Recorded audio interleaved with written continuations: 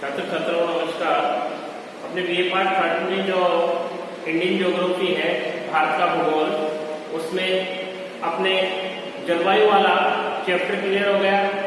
जलवायु के बाद में अपना वनस्पति हो गई और वनस्पति के बाद में आज जो अपना नेक्स्ट जो टॉपिक है वो टॉपिक है लिव स्टॉक यानी पशुधन।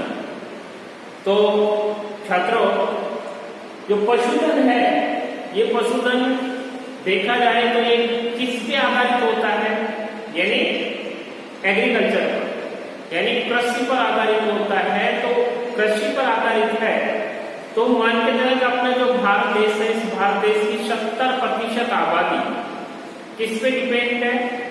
एग्रीकल्चर पर, यानी कृषि पर आधारित है। तो 70% आबादी कृषि पर आधारित है। तो ये जो एग्रीकल्चर कर रहे हैं, कृषि कर रहे हैं, इस कृषि के साथ साथ भारतीय लोग पशुपालन में भी क्या कर रहे हैं, अपना काफी ध्यान देते हैं। और पशुपालन में जो पशुधन है, इस पशुधन की सहायता से अपने आर्थिक स्थिति को काफी मजबूत बनाने की कोशिश करते हैं। तो इसमें अपना जो पशुधन है, तो पशुधन की दृष्टि से देखा जाए, यानी पशुपालन की दृष्टि से देखा जाए तो पशुपालन की दृष्टि में भारत विश्व में प्रथम स्थान पर आता है। यानी पशुपालन की दृष्टि से भारत पहले नंबर पे आ रहा है। क्यों आ रहा है पहले नंबर पर? फर्स्ट नंबर पे आने का कारण भी यही है कि 70% आबादी क्या कर रही है? खेती कर रही है। अब खेती कर रही है तो खेती में जितना भी, जैसे चावल होते हैं तो उसका भूसा, गेहूं होते हैं उसका जो शेष अवशिष्ट पदार्थ बचा हुआ है वो, ये सारे जितने भी, यानी कृषि से संबंधित जितने भी फसल अपने उत्पादन कर रहे हैं, उनसे जो बचा हुआ अवशिष्ट पदार्थ, चाहे अवशिष्ट पदार्थ कह दो, चाहे चारा कह दो, चाहे अवशेष पदार्थ कह दो, वो अवशेष पदार्थ किसके काम आ रहा है? पशुओं के काम आ रहा है। तो ये पशुओं के उनसे जो अवशिष्ट पदार्थ, अवशेष पदार्थों से उससे क्या हो रहा है? उनको पूर्ति हो रही है किसी की? पशुपालन उसको अपने उसको यूज कर रहा है और यूज करके उसका बेनिफिट किसको मिल रहा है? भारतीय किसान को मिल रहा है। तो पशुपालन की दृष्टि से भारत विश्व में प्रथम स्थान पर है।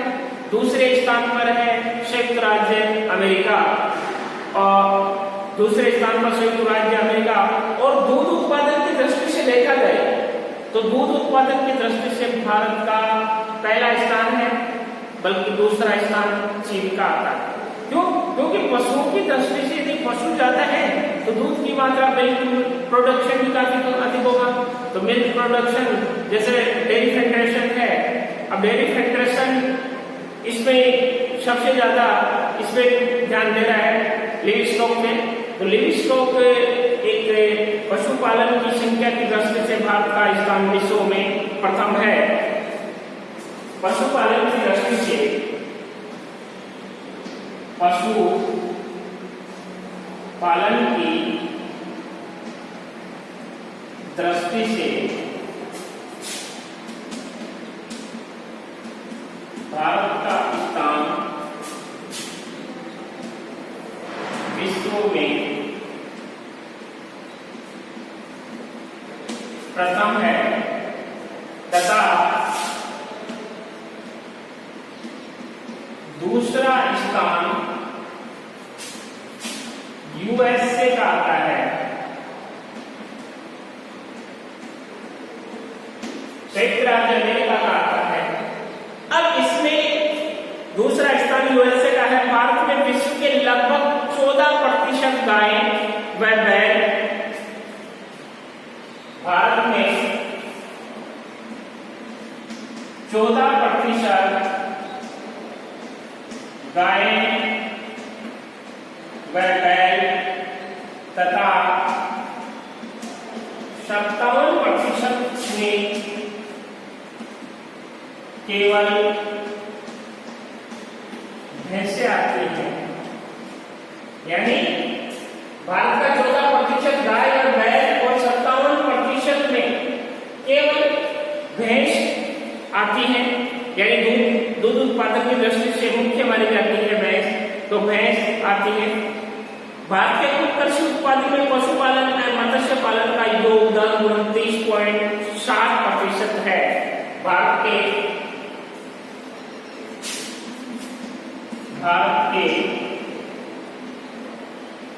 कृषि उत्पादन व मत्स्य भारत के कुल कृषि उत्पादन में पशुपालन और मत्स्य पालन का भारत के कुल कृषि उत्पादन में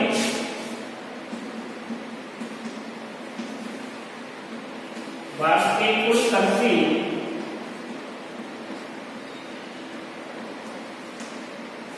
उत्पादन में पशुपालन व मत्स्य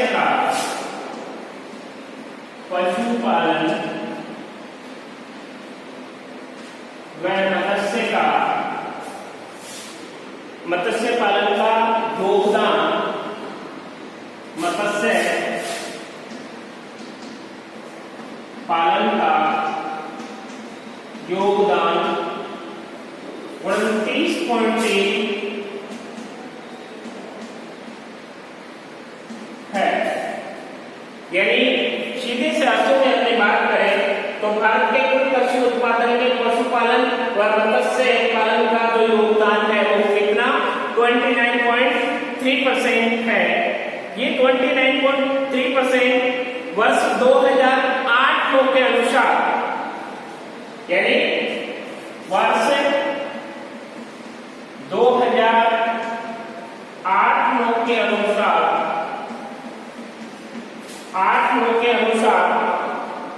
सकल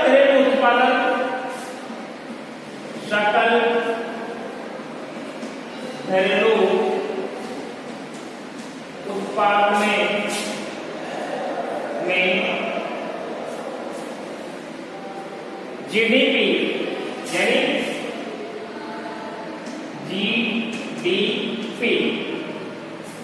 यानी सकल घरेलू उत्पाद में जीडीपी में पशुपालन और मत्स्य का योगदान 4.7% रहा।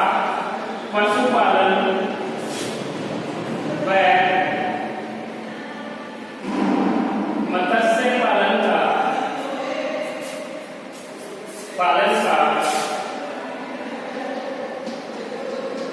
योगदान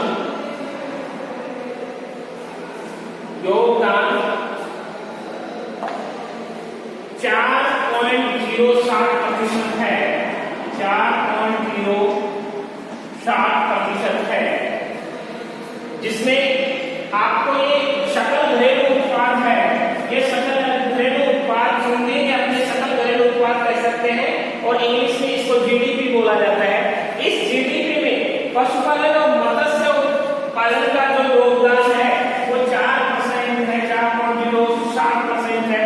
तो जो एग्जामिनेशन होती है, जो कंपैरेटिव एग्जामिनेशन होती है, उसमें क्वेश्चन पूछा जाता है कि भारतीय जीडीपी यानी सकल घरेलू उत्पाद में पशुपालन तथा मत्स्य उत्पादन का कितना योगदान है, तो वो योगदान आपको ध्यान रखना है। इसके अनुसार अकॉर्डिंग वर्ष को 2008 के अनुसार तो इसमें 4.7% यानी 4.7% किसमें ध्यान रखना, ये किसमें योगदान है सकल घरेलू उत्पाद में यानी जीडीपी में। जीडीपी की full form gross domestic product, gross GROSS gross domestic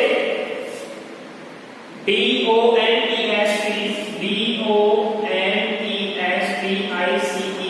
domestic production PRODUCT।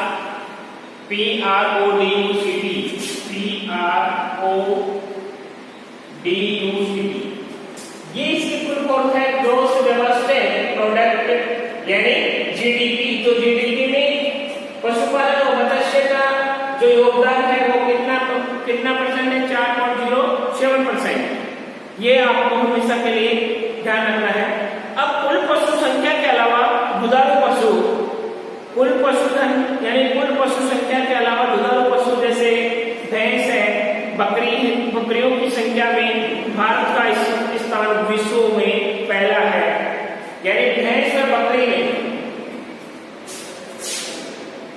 भैंस व बकरी ये दोनों क्या है, दूध उत्पादन, दूध की दृष्टि से तो इनका योगदान विश्व में कौन सा स्थान है, प्रथम स्थान। यानी बकरी व भैंस का पहला स्थान है।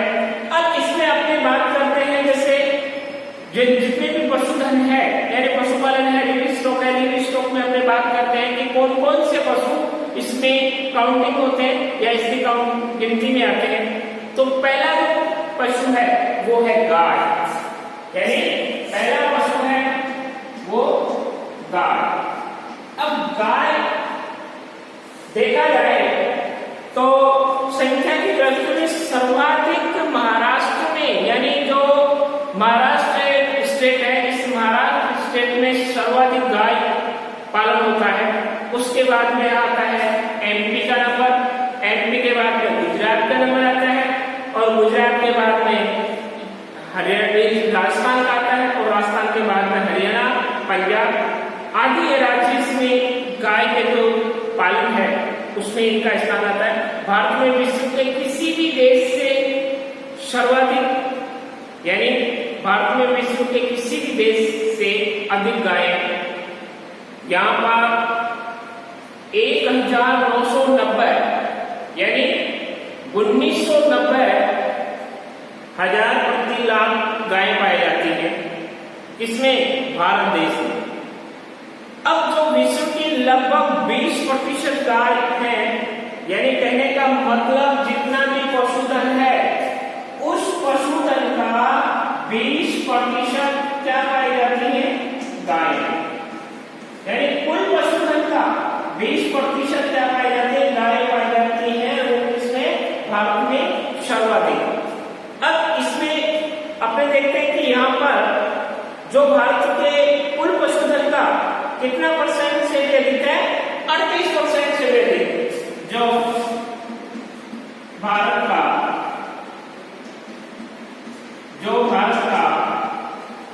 38% से भी अधिक है। यानी 20% तो कुल में से है, जिसमें भारत का टोटल परसेंट कितना आया है, 38%। तो 38% गायें यहाँ पाली जाती हैं, जिनका मुख्य ध्येय होता है दुग्ध उत्पादन। यूं तो देश के लगभग सभी भागों में गायें पाली जाती हैं, परंतु कुछ भागों में गाय का संकेंद्रण विशेष रूप से देखने को मिलता है। सबसे अधिक गाय, यानी सबसे अधिक गाय पश्चिमी बंगाल और पश्चिमी बंगाल के पश्चात पाली जाती है, जिसमें पश्चिमी बंगाल और पश्चिमी बंगाल के बाद में मध्य प्रदेश, एमपी, इसमें कुल मिलाकर यानी 18,913 गायें प्रति पाली जाती हैं। उसके बाद में उत्तर प्रदेश हो गया और उत्तर प्रदेश के पश्चात महाराष्ट्र, उत्तर प्रदेश, यूपी, महाराष्ट्र और महाराष्ट्र के पश्चात उड़ीसा, राजस्थान, बिहार, उड़ीसा, राजस्थान, बिहार आदि राज्यों में मुख्य रूप से गाय उत्पादन किया जाता है, यानी पालन किया जाता है।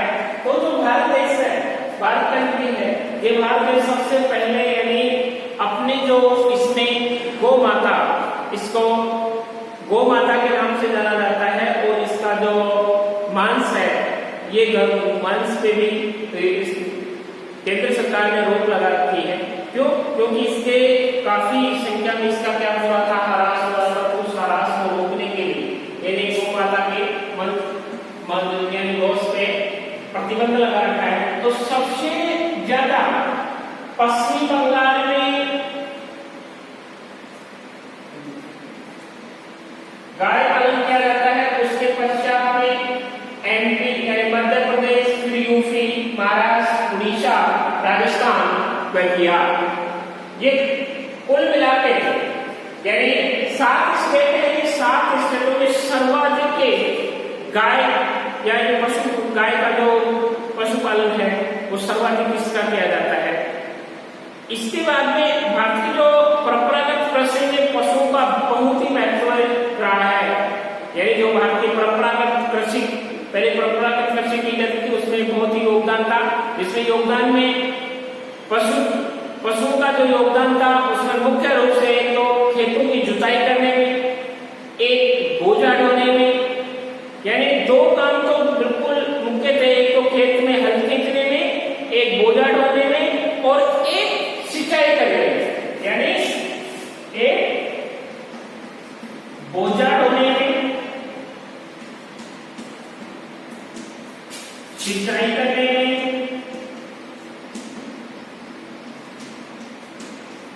दूसरा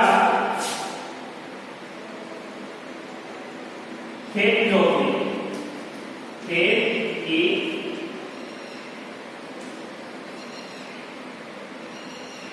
जुताई करने।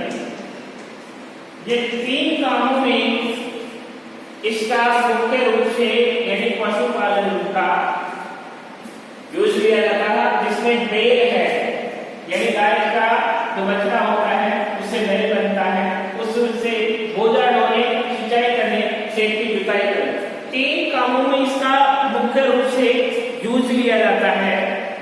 गाय का दूध अति उत्तम माना जाता है। पशुओं का जो गोबर होता है वो खाद तथा ईंधन के लिए प्रयोग किया जाता है।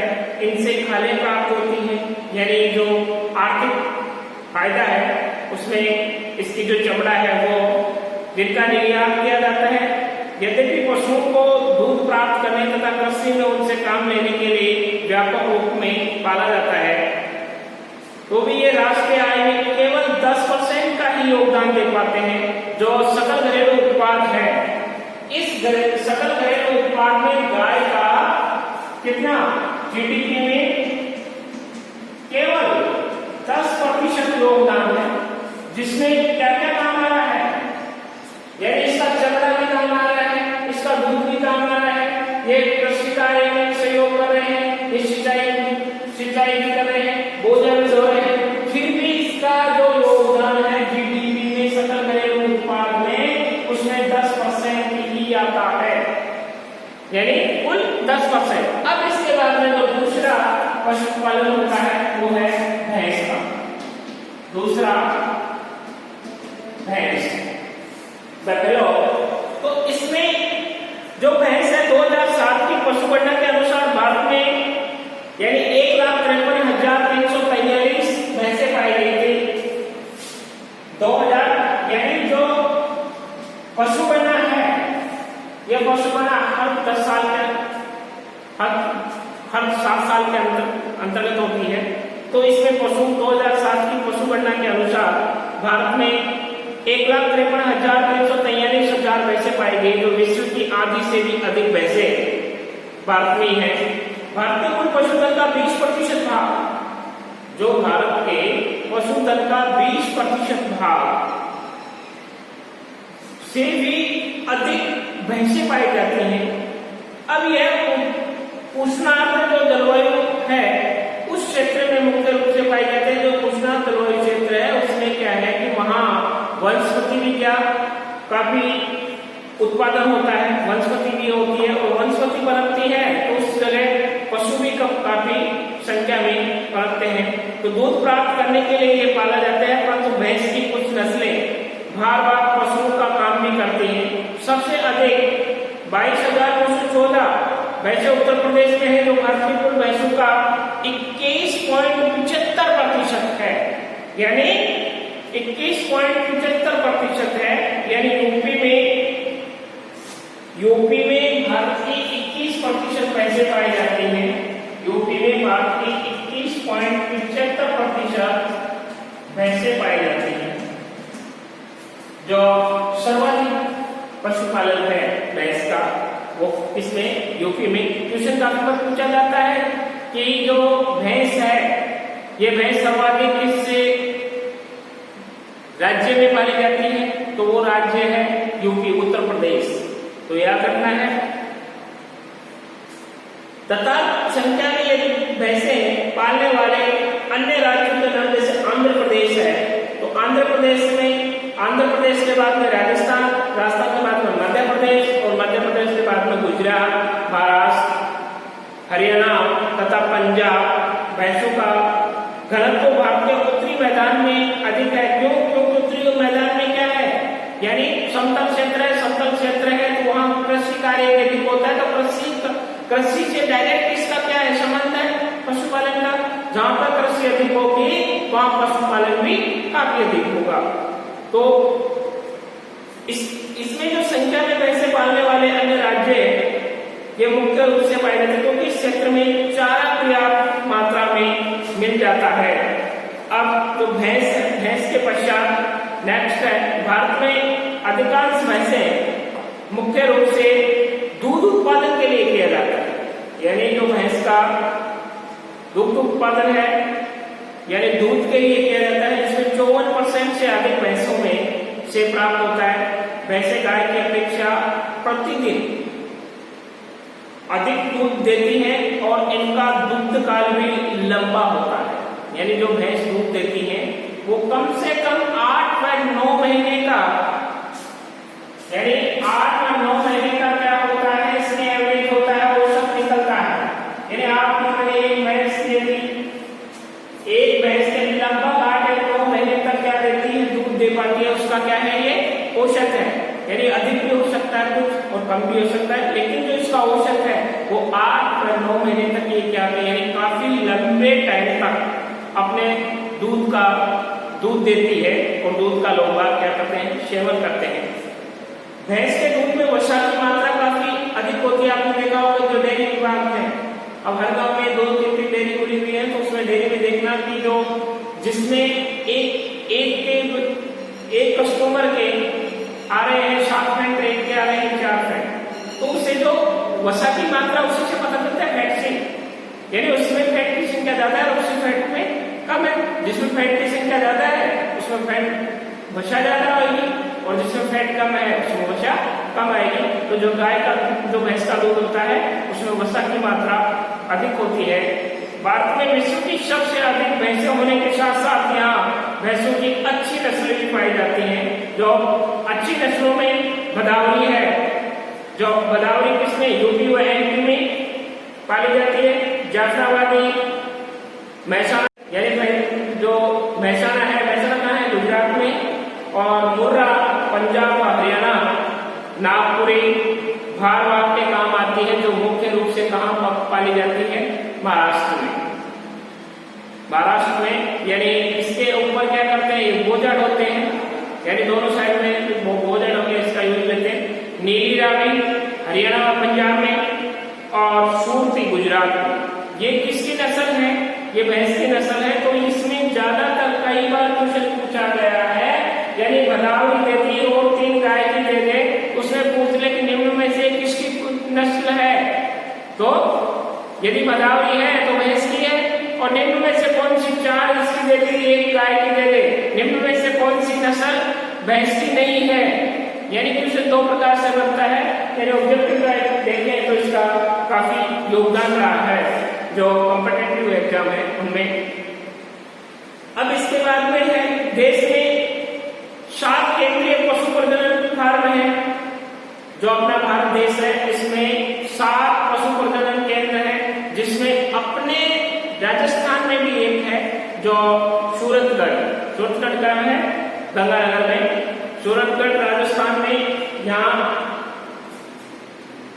और सुनबेड़ा ओडिशा, धर्मरोड गुजरात, हैसरबट्टा कर्नाटक, अलमाड़ी तमिलनाडु और अंदेश नगर यूपी में ये फार्म गांव गाय, बैल और भैंस के प्रजनन की राष्ट्रीय परियोजना के अंतर्गत, ध्यान रखना, राष्ट्रीय परियोजना के अंतर्गत गाय, भैंसों व बैलों के वैज्ञानिक प्रजनन का कार्यक्रम और अच्छी नस्ल के सांडों, गायों, बैलों तथा भैंसों के प्रजनन के लिए अच्छी नस्ल तैयार कर रही है। यानी सबसे बढ़िया नस्ल, जैसे कार्य में व्यस्त है, ये किसानों तथा प्रजनकों को प्रशिक्षण भी देते हैं। और पशु रोग अनुसंधान एवं रोग निदान केंद्र इज्जतनगर, जो कहाँ है, इज्जतनगर कहाँ है, बरेली। यानी जितने भी पशु के रोग हो रहे हैं, यानी पशु रोग अनुसंधान केंद्र या निदान केंद्र कौन सा है, इज्जतनगर में, जो यूपी में वर्तमान में स्थापित है। 2007 की पशुगणना के अनुसार भारत में 7,155 भेड़ें हैं। ये भेड़ों की संख्या की दृष्टि से भारत का ऑस्ट्रेलिया, रूस, चीन, अर्जेंटीना तथा न्यूजीलैंड के बाद विश्व में छठा स्थान आता है। भारत में विश्व की 4% भेड़ें पाली जाती हैं। अधिकांश भेड़ें शुष्क, बंजर तथा पर्वतीय प्रदेशों में पाली जाती हैं। ऐसे क्षेत्र कृषि अथवा गाय भैंस पालन के लिए उपयुक्त नहीं होती। भारत की अधिकांश भेड़ें घटिया किस्म की होती हैं। क्या होती है, घटिया किस्म की होती हैं, क्योंकि इसकी जो ऊन की जो मात्रा है वो काफी घटिया होती है, अच्छी किस्म की नहीं होती। जो मेरिनो भेड़ है ऑस्ट्रेलिया की, उस मेरिनो भेड़ की यानी जो गुणवत्ता है, जो उनकी जो गुणवत्ता है वो काफी अच्छी पाई जाती है। इसलिए मेरिनो भेड़ ऑस्ट्रेलिया वाली सबसे 1 नंबर की नस्ल मानी जाती है, जिसका मांस भी तथा ऊन भी नंबर 1 आता है। इसलिए मेरिनो भेड़ प्रसिद्ध मानी जाती है, जो कहा कि ऑस्ट्रेलिया की। इनमें जो मांस की मात्रा भी काफी अधिक प्राप्त होती है। फिर भी उत्तरी भारत के शीतोष्ण कटिबंधीय इलाकों में अच्छी नस्ल की भेड़ें पाई जाती हैं। अधिक संख्या के आधार पर भेड़ें हमारी अर्थव्यवस्था का महत्वपूर्ण अंग है, क्योंकि ये हमें ऊन, मांस तथा खाले प्रदान करती हैं। जो आपने देखा है, जो पश्चिमी राजस्थान है, तो पश्चिमी राजस्थान में सर्वाधिक, यानी पश्चिमी राजस्थान है, इस पश्चिमी राजस्थान में सर्वाधिक क्या पाया जाता है, भेड़ तथा बकरियां। भेड़ तथा बकरियां पालने का एक सीधा सा लॉजिकल ये भी है, क्योंकि यहाँ क्या है, यहाँ का जो क्षेत्र है वो शुष्क क्षेत्र है। शुष्क क्षेत्र होने की वजह से पानी की भी काफी कमी है, तो पानी की कमी है, वहाँ वनस्पति भी ज्यादा कमी पाई जाती है, तो वनस्पति कम पाई जाती है। इस वजह से ये लोग मक्कड़ घूम घूम के अपने भेड़ बकरियों का क्या करते हैं, पालन पोषण करते हैं और अपना आर्थिक जीवन व्यतीत कर रहे हैं। अब इस क्षेत्र में मुख्य रूप से जो हिमालय का शीतोष्ण कटिबंधीय प्रदेश है, इसमें हिमालय का जो शीतोष्ण कटिबंधीय है उसमें जम्मू कश्मीर आता है, हिमाचल प्रदेश आता है तथा उत्तराखंड भी आता है। यहाँ की जो ठंडी जलवायु उच्च कोटि की भेड़ों के लिए अनुकूल मानी जाती है। क्यों? क्योंकि ठंडी जलवायु में भेड़ें क्या अपना जो क्लाइमेट है उसको क्या करती हैं, अपने तापमान है उसको क्या कर लेती हैं, सेट कर पाती हैं और ये अपना पालन पोषण अच्छी तरह से करती है। भेड़ों के लिए अनुकूल है।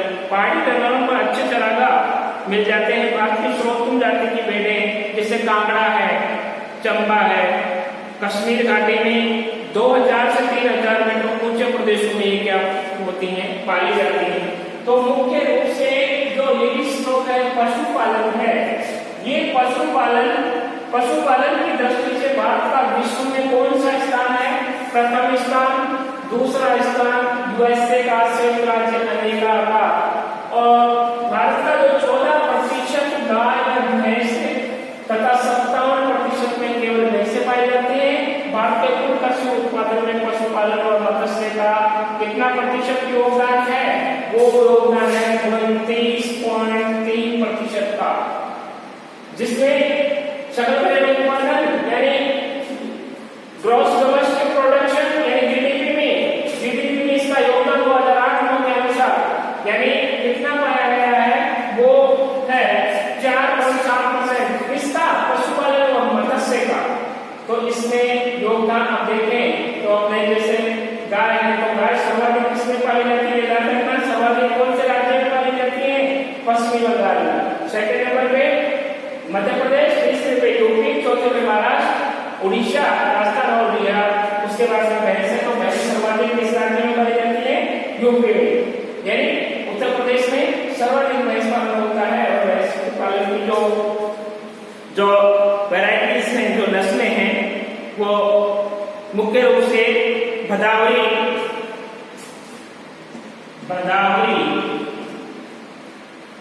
के लोग कौन से यूपी व एमपी में, यूपी व एमपी में।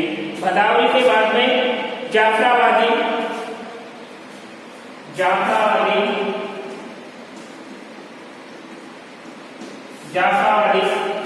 के बाद में जो तीसरी नस्ल है वो है महसाणा, गुजरात, महसाणा डिस्ट्रिक्ट की है। उस महसाणा डिस्ट्रिक्ट के नाम से ये नस्ल है महसाणा, गुजरात और मुर्रा पंजाब व हरियाणा, मुर्रा पंजाब व हरियाणा। और मुर्रा के बाद में है नागपुरी, भारवा, नागपुरी,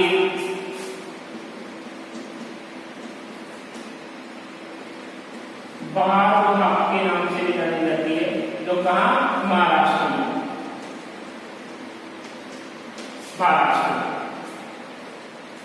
और नीली रावी हरियाणा पंजाब, नीली व रावी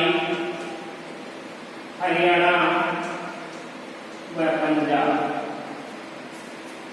इसके पश्चात है सूरती, गुजरात,